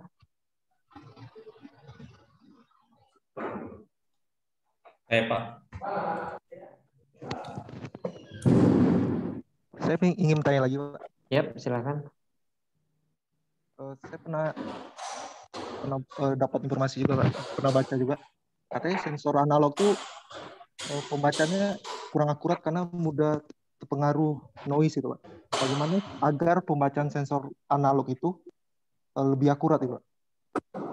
Iya, analog itu noise-nya biasanya ini ya. Kalau ada sesuatu yang berbau bersifat ferromagnetik itu biasanya akan terganggu untuk sensingnya, pembacaan sensingnya untuk analog gitu kan. Nah, sebenarnya ada cara tapi akan ribet untuk pembacaan sensor analog biar tidak terganggu. Itu biasanya dikasih sesuatu yang berbau ferromagnetik juga sih di sekitar sensor tersebut. Supaya apa ya? Supaya nggak mengganggu sensingnya. Setahu saya sih, saya pernah buka itu sensor kayak pressure gauge, terus pressure, temperatur gauge itu saya pernah buka dalemannya. Nah itu ada beberapa komponen magnetik di sekitarnya itu, fungsinya supaya nggak gampang ngaca nilainya. Nah, kemudian saya juga pernah diajari untuk mengkalibrasi sensor itu. Itu ada, saya lupa nama alatnya, digital, harganya mahal banget. Itu digunakan untuk mengkalibrasi. Jadi untuk pressure gauge itu dikasih tekanan pompa, terus dilepas pompanya. Ketika dikasih 0 kan menunjukkan 0, dikasih 20, berarti dia bagus. Kalau 25 tapi nggak menunjukkan berarti dia jelek. Nah, saya coba ketika yang jelek itu saya buka dan belanja itu aku melayu sikilku dan fungsinya itu sebenarnya untuk agar pembacaannya itu nggak kacau. Nah, kalau misalkan gampang terkacaukan lagi berarti fungsi dari ferromagnetik itu nggak berfungsi. Ini oke, udah saya mute. Oke, silakan kalau ada yang ingin ditanyakan lagi.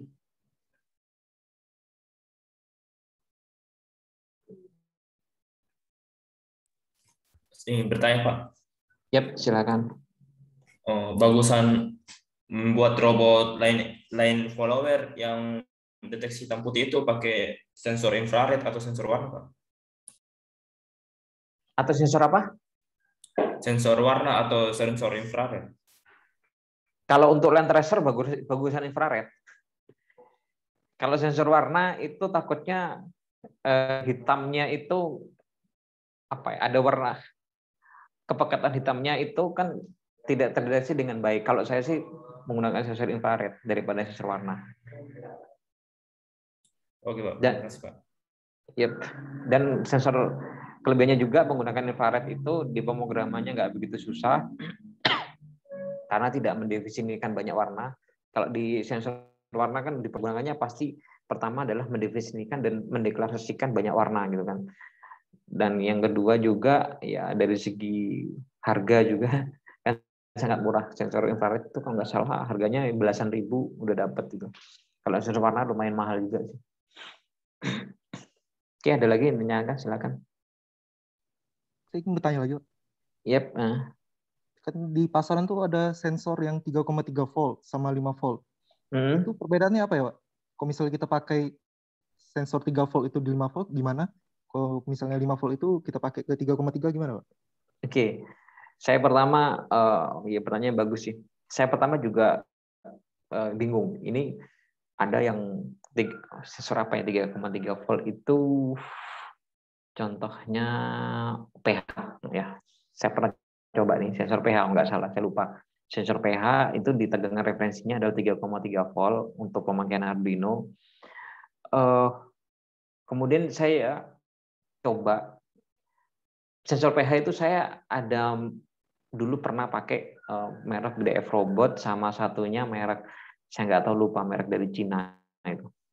Nah, saya kasih tegangan di 5 volt itu nggak mau hidup. Kemudian maksudnya nggak mau melakukan pembacaan tuh. Saya kasih di 3,3 volt itu melakukan bisa berfungsi, bisa melakukan pembacaan. Terus suatu saya juga akhirnya saya coba cari merek lain. Saya gunakan di sensor 3,3 volt itu bisa baca, di 5 volt itu juga bisa baca. Nah, kesimpulannya apa? Sebenarnya kenapa tegangan menggunakan tegangan referensi 3,3 volt untuk menghidupkan dan lain sebagainya. Ini sebenarnya lumayan banyak alasan dan lumayan banyak pertimbangan kenapa hanya bisa hidup 3,3 volt, yang ini di 5 volt bisa, di 3,3 volt juga bisa dan lain sebagainya. Itu sebenarnya tujuannya untuk pembagian tegangan dan arus di Arduino-nya sendiri. Kalau misalkan kita hanya untuk membaca sensor ini saja, sensor pH saja pada suatu board Arduino kita, itu nggak masalah. Tapi coba bayangkan kalau misalkan kita menggunakan sensor pH, sensor suhu, kemudian sensor motor DC atau motor servo, ada berbagai macam yang kita masukkan pada inputan di Arduino itu yang membutuhkan beberapa tegangan, ya kan? pH butuh tegangan, apalagi ada relaynya nanti membutuhkan tegangan dan lain sebagainya. Itu biasanya akan ada satu parameter pengukuran yang kita masukkan itu nggak berfungsi. Jadi kenapa harus dibagi di ada yang pakai 3,3 volt dan lain sebagainya. Biasanya suhu juga, suhu itu pakai 3,3 volt juga. Tapi suhu yang sensor suhu yang DS kalau nggak salah itu pakai 3,3 volt juga. Jadi fungsinya itu ke sana sebagai pembagian dan pengaturan tegangan pada Arduino. Jadi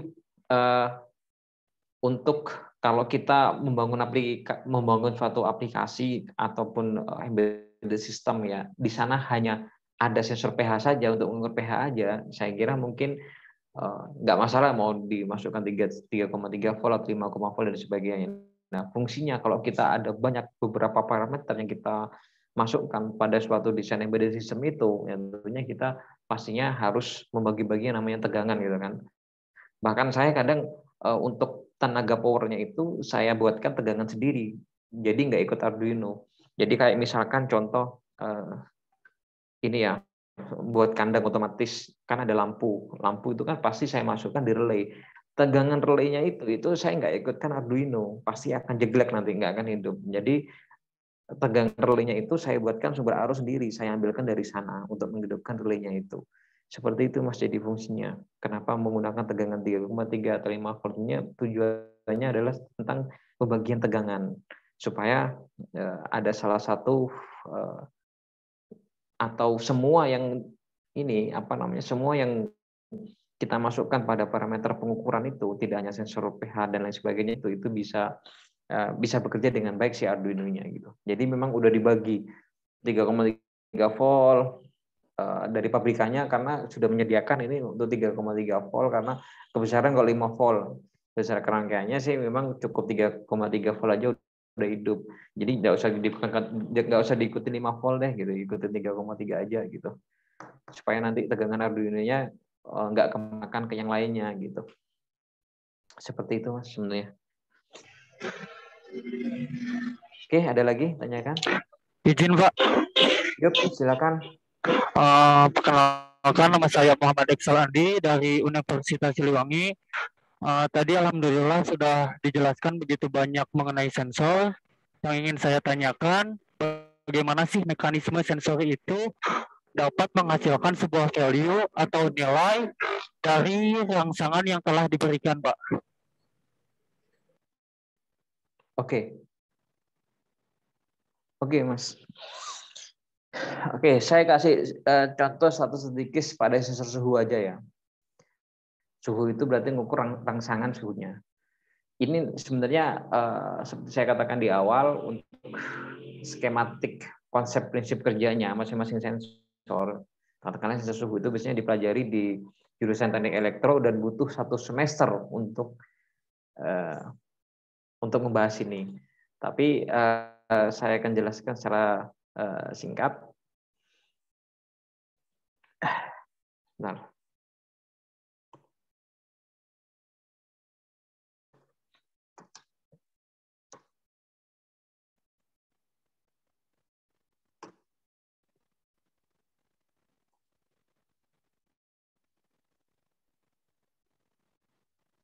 Oke, saya share screen dulu ya.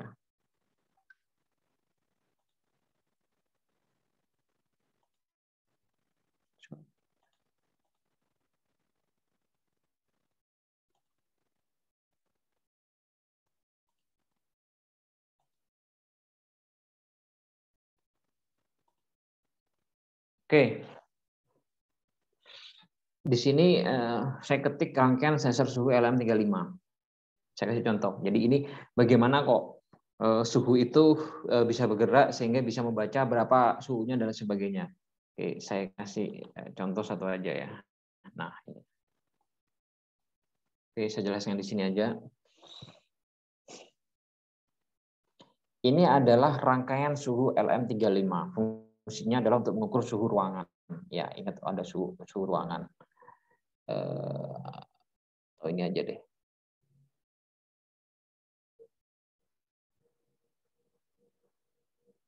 Nah, ini aja deh. Nah, di dalam sensor suhu itu ada IC namanya LM35. IC itu dan beberapa rangkaian ini rangkaian pembawanya atau rangkaian yang mengikutinya kayak resistor, ada diode, transistor dan sebagainya. Ini bekerja membantu untuk mendeteksi berapa besaran suhu yang ada saat ini gitu kan. Sehingga nantinya bisa menghasilkan suatu data, sekarang sekian dan kemudian ininya besarannya sekian Celcius. Untuk mengetahui berapa jumlah Celcius dan sebagainya itu tentunya menggunakan pemrograman, algoritma pemrograman. Oke, saya contohkan lagi ya. Ini untuk jadi datanya. Ya tentunya jadi jawabannya yang pertama, untuk mendeteksi itu harus ada rangkaiannya. Untuk mempelajari rangkaiannya, untuk mendesain rangkaiannya ini butuh kurang lebih 1 semester, Mas. Tapi Itu karena pengaruhnya pada rangkaian op-amp, ada rangkaian filter, dan rangkaian sebagainya, itu kita harus paham. Jadi di teknik elektro itu ada rangkaian filter, ada rangkaian amplifier, operational amplifier, terus rangkaian osilator, kemudian rangkaian pembanding, dan lain sebagainya. Itu dasar-dasar rangkaian itu harus dipahami supaya bisa membangun rangkaian sensingnya tadi itu. Nah, rangkaian sensingnya itu yang kemudian untuk bisa mengetes apakah ini berfungsi dengan baik atau tidak, itu tentunya ini sih disimulasikan atau mungkin dimasukin pemrograman, entah itu berbasis bahasa C atau bahasa apa, supaya nanti outputnya itu bisa mengeluarkan data-datanya. Kemudian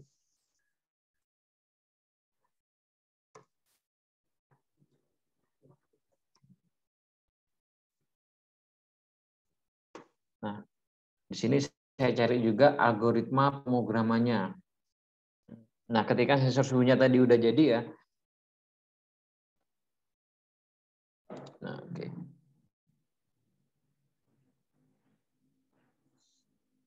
Nah, tadi kan untuk sensor suhunya itu kan ada beberapa rangkaian.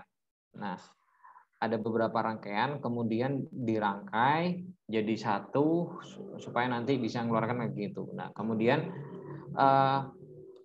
pastinya nanti itu ada algoritmanya di pemrograman yang harus diinputkan pada kodenya tadi. Oke, sebagai contoh ini. Void loop, nilai analog rate LM35. Nilainya akan keluar nilai jika nilai dari besarannya itu yang ditangkap oleh si rangkaian itu dikalikan dengan 0,488. Maka itu akan menunjukkan kondisi real suhu sekarang itu apa. Maka outputnya adalah mengirim data-data sensor. Nah, jadi pasti ada pertanyaan, kenapa kok 0,488? Nah, ini sudah melalui kalkulasi hitungan pada rangkaian dasar elektronika yang ada di dalam sensor LM35 itu.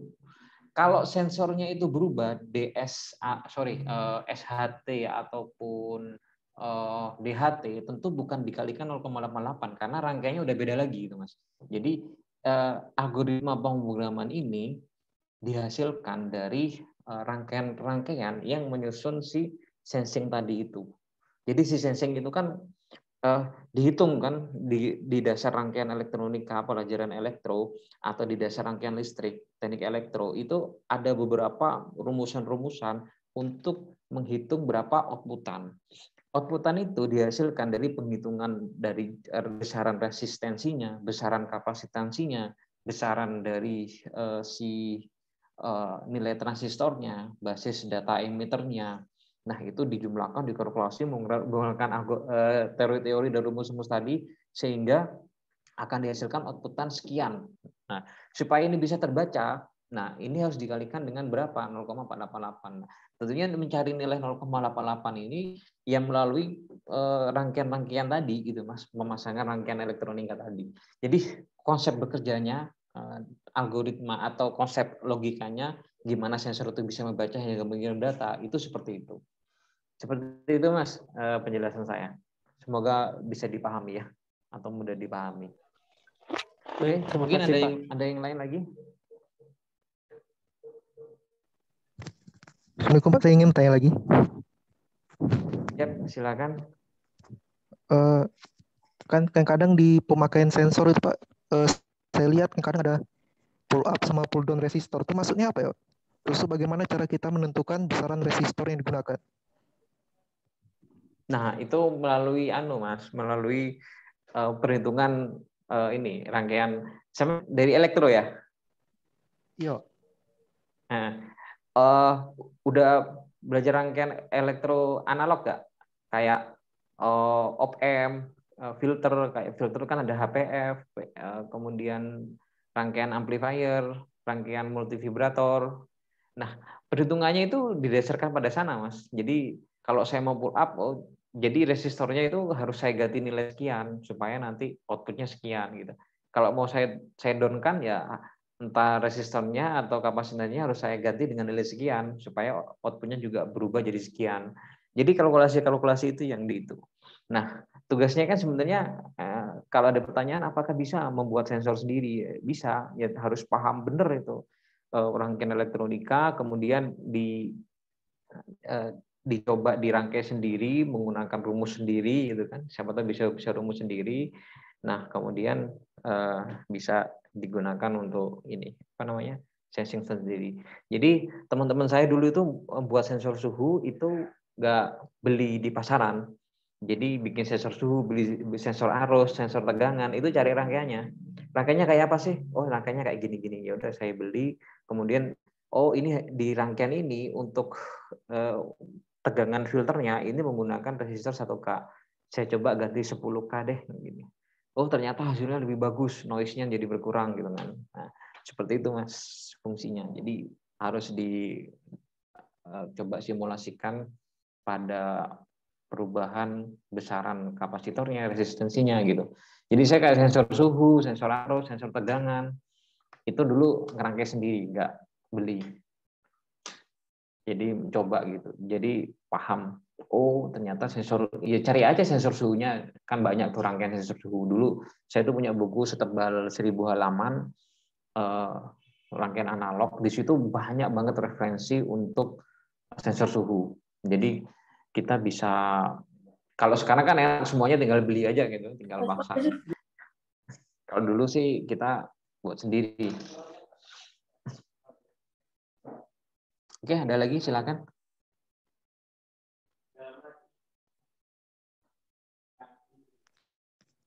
Satu lagi boleh?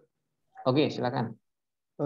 Kan tadi syarat suatu sensor tuh yang pertama adalah linearitas. Nah, sedangkan termistor itu, Pak, setahu saya tidak linear. Itu bagaimana, Pak, cara menggunakannya? Untuk jika mengetahui termistor tidak linear itu seperti apa, Pak? Saya pernah baca gitu, Pak. Termistor itu katanya nggak linear. Termistor tidak linear ya.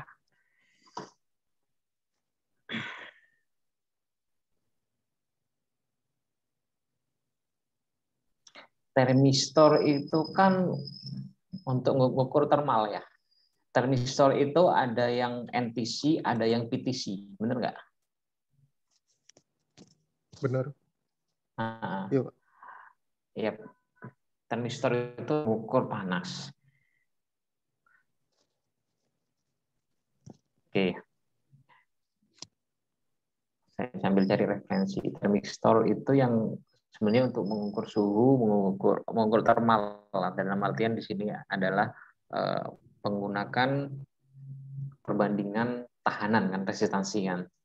Jadi kalau resistensinya itu besar, itu pengaruhnya itu ke suhu, ke termalnya semakin tinggi atau besar. Jadi menggunakan konsep komparator, membandingkan suhu atau temperatur pada saat itu dengan besarnya tahanan atau resistansi yang bekerja pada si itu ya.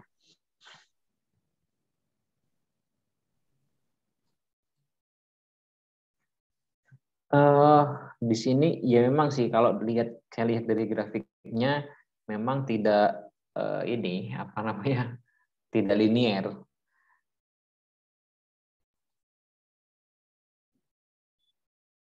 Tapi gini, ada sebagian orang yang mengklasifikasikan termistor ini sebagai transducer, bukan sebagai sensing. Ada sebagian orang. Tapi ada juga yang mengklasifikasikan tetap itu sebagai sensor. Namun pada intinya, entah itu linear atau tidaknya, termistor tetap aja fungsinya adalah bahwa termistor, entah itu NTC atau PTC, fungsinya adalah tentang sebagai fungsi untuk mengetahui berapa sih temperatur atau suhu yang bekerja. Tapi untuk mengenai tentang linearitasnya ya mungkin ada pengecualian tertentu pada si trimester ini, karena ada sebagian orang karena tidak linear tadi itu akhirnya mengklasifikasikan bahwa trimester itu termasuk pada transducer sebenarnya, karena dari fungsinya atau prinsip kerjanya juga pun sebenarnya kan merubah besaran tertentu ke besaran tertentu karena melalui perbandingan tadi gitu kan. Seperti itu sih Mas, menurut saya jawabannya.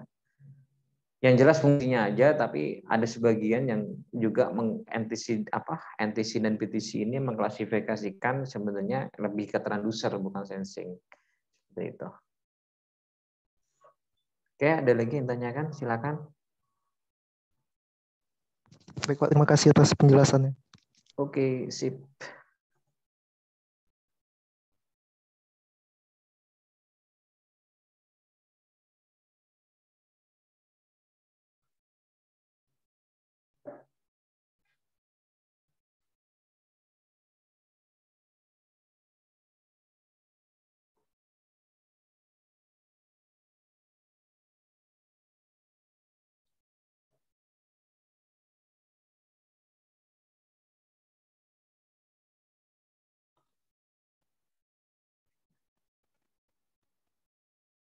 Oke, ini di chat room ada yang tanya, Pak, apakah ada solusi untuk software Arduino IDE yang tidak bisa di-run di Windows 10?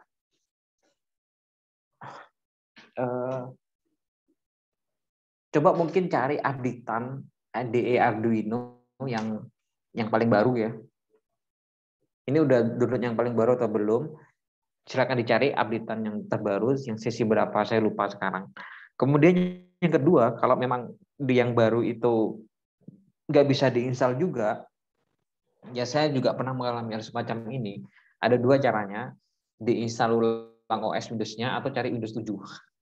Saya juga pernah itu di laptop yang saya buat ini sekarang itu nggak bisa karena ada trouble di OS-nya yang nggak connect, salah setting dulu bisa, terus kemudian saya mau program apa gitu nggak bisa. Jadi saya untuk Arduino itu biasanya daripada ini ya, saya mau install ulang lagi laptop saya ini kok ada beberapa software yang ini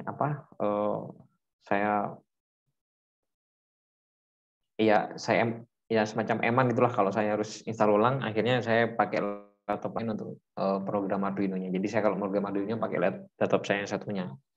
Jadi memang itu bisa saja terjadi. Jadi coba install ulang Windows-nya kalau nggak bisa. Pertama cari updatean Arduino CC yang baru. Kalau masih nggak bisa, install ulang Windows-nya atau ganti Windows 7 gitu. Insya Allah bisa. Oke, ada lagi yang tanyakan, silakan.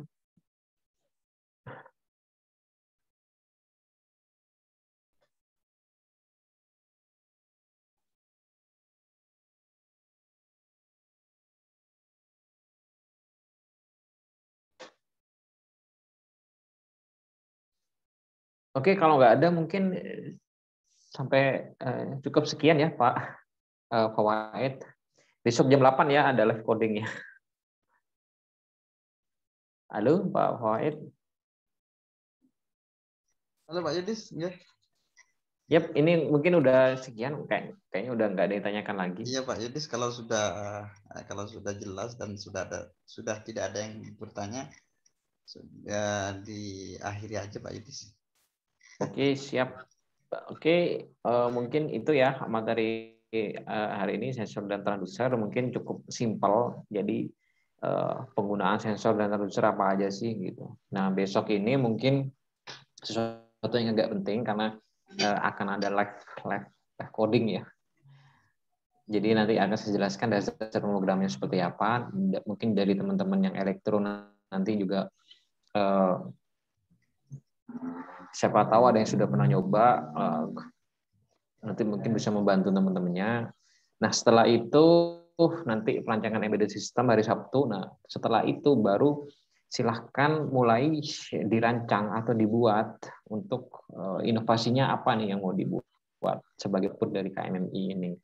Tiap kelompok isi 10. Nah, Dimohon nanti teman-teman yang dari elektro mungkin yang lebih dulu atau mungkin yang lebih mendalami di bidang-bidang ini itu bisa membantu teman-teman yang lain. Tapi tetap harus didiskusikan. Yang teman-teman elektro nanti mungkin bisa masuk memberikan inputan, misalkan dari teknik sipil atau dari manajemen, dari teknik mesin itu ingin membuat suatu inovasi di bidang mechanical engineering atau civil engineering, tapi memang harus butuh bantuan anak elektro untuk bisa mengaplikasikan inovasinya ini. Silakan dipikirkan, sekarang udah mulai banyak referensi pengetahuan tentang yang menjadi dasar-dasar peletakan inovasi tersebut. Oke, mungkin itu yang bisa saya sampaikan. Kalau ada apa-apa mungkin bisa langsung chat di grup ya. Untuk pertanyaannya, untuk tugasnya saya waktu saat ini mungkin tidak akan memberikan tugas. Mungkin nanti setelah pertemuan ke hari Sabtu, setelah hari Sabtu mungkin ada tugas dari saya nantinya. Tugasnya nggak jauh dari outputannya apa. Jadi membuat outputan suatu inovasi ini juga lumayan berat sih, karena berbasis microcontroller dan harus dikonektivitaskan menggunakan IoT. Oke, terima kasih atas perhatiannya. Selamat pagi dan assalamualaikum warahmatullahi wabarakatuh. Waalaikumsalam warahmatullahi wabarakatuh. Waalaikumsalam warahmatullahi wabarakatuh. Untuk